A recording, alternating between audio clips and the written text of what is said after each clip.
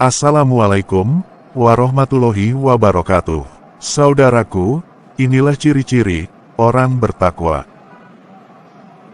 Hai manusia, sesungguhnya kami menciptakan kamu dari seorang laki-laki dan seorang perempuan, dan menjadikan kamu berbangsa-bangsa dan bersuku-suku, supaya kamu saling kenal-mengenal. Sesungguhnya, orang yang paling mulia di antara kamu di sisi Allah ialah orang yang paling takwa di antara kamu. Sesungguhnya Allah Maha Mengetahui, lagi Maha Mengenal. QS Al-Hujurat 13. Yang paling mulia di sisi Allah yaitu orang yang bertakwa, yang paling bertakwa kepada Allah, maka itulah yang paling mulia di sisi Allah. Manusia, jin, mungkin tidak tahu pasti siapa yang paling mulia di sisi Allah. Tapi Allah Maha Mengetahui siapa hambanya yang paling bertakwa, sehingga Allah meletakkan kemuliaan di diri orang itu. Bagi manusia, mungkin susah untuk mendeteksi siapa orang yang bertakwa, makanya Allah memberikan ukuran, tanda, bagi manusia, untuk mengukur ketakwaan, bagi dirinya, dan bagi orang lain. Dalam surat Al-Baqarah, Allah menyebutkan ciri orang yang bertakwa dengan firman-Nya. Siapakah orang yang bertakwa itu? Yaitu mereka yang beriman kepada yang gaib, menegakkan salat, dan menafkahkan sebagian rezeki yang kami berikan. Mereka juga beriman kepada kitab yang kami turunkan kepadamu, dan yang diturunkan sebelum kamu. Mereka juga yakin akan datangnya hari akhirat. Mereka itulah yang berada pada petunjuk Allah, dan merekalah orang-orang yang berbahagia. QS Al-Baqarah 3-5. Jadi orang yang bertakwa pertama, ditandai adanya iman, kepada hal yang gaib. Iman itu, meyakini di dalam hati, dan menjalankan dalam perbuatan. Yakin itu, tidak bisa kuku kuat, kalau tak pernah melihat sekali itu, tidak meyakinkan, sebelum mengalami berkali-kali, yakin akan menjadi ainul yakin, setelah melihat, dengan mata kepala sendiri, dan menjadi hakul yakin, setelah mengalami berkali-kali. Tidak pernah melihat gelas, jangankan yakin terhadap gelas, bentuk gelas saja gak tahu. Jika ditanya gelas itu apa, maka akan jawab tidak tahu. Jadi, yakin itu tidak bisa dibentuk dari sebab ketidaktahuan. Lalu bagaimana kalau tidak pernah melihat hal gaib? Saya umpamakan gelas tadi. Jangankan iman terhadap hal gaib, lah gaib itu bagaimana? Apa bentuknya? Sama sekali tak pernah melihat, apa sampai ke tahapan yakin. Kalau melihat saja tidak pernah. Padahal syarat pertama, sebagai orang yang bertakwa adalah meyakini dan mengimani terhadap hal gaib. Apalagi, malah menuduh orang yang melihat gaib, dikatakan sesat, padahal syarat orang yang bertakwa itu, iman terhadap hal gaib, dan itu syarat yang diberikan oleh Allah, berarti Allah itu lebih sesat, karena berfirman di surat Al-Baqarah.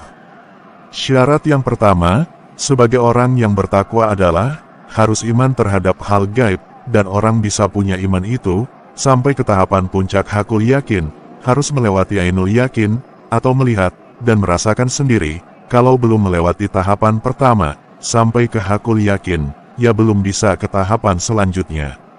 Garam itu asin, tapi asin, belum tentu garam. Iman dipandang dari sudut marifat itu, bisa diperoleh dari dua jalan, yaitu, jalan pikiran, dan jalan hati. Jalan pikiran kita, dipakai menerjemahkan, apa yang terbaca indera, seperti orang melihat gumpalan kecil, lalu pikiran membacanya, dan mengatakan penerjemahan, apa yang tertangkap oleh indera mata, dan mengatakan itu garam. Lalu tangan meraba, dan lidah menjilat, sebagai penguat apa yang diterjemahkan akal, ternyata asin. Tapi, siapa yang tahu warna asin? Tak ada yang bisa menjelaskan, asin warnanya bagaimana, dan ekspresi orang, berbeda-beda, jika merasakan warna asin.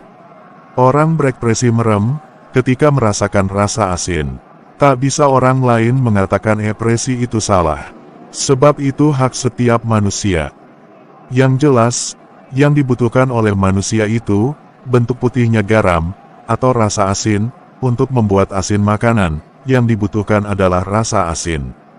Bukan bentuk butiran garam. Buktinya, bukan bentuk garam yang dimakan manusia, tapi rasa asin, yang sudah tak ada bentuknya garam, karena sudah menyatu dengan makanan.